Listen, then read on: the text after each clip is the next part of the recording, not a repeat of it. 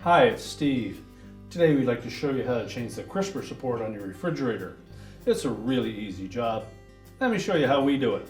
Now to do this repair, all we need to do is open up the refrigerator, and then we're going to remove all of the items that are on this shelf and pull the two crispers out and set those aside. Now with all the items removed off of the crisper shelf, we're next going to pull the crispers out and set them aside.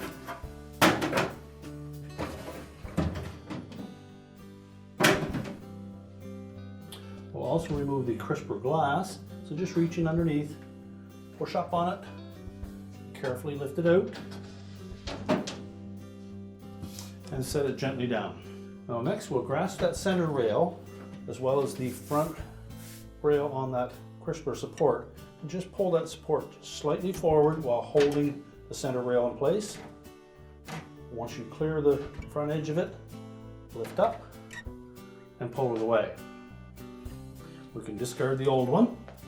Now when installing the new one, we'll want to make sure that we take the end that has the small protrusion pointing towards the back and line it up with that slotted opening in the center of the crisper support.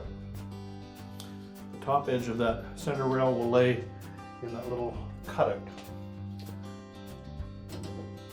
So put it in position. Again, we're just going to grab the front of that crisper support, pull it slightly forward, and allow the front to drop in. Now we can put the glass back in.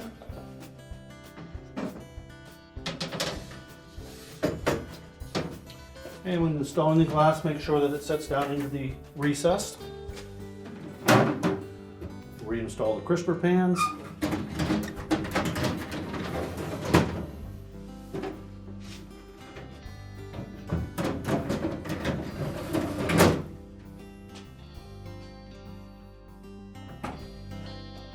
And our repair is complete.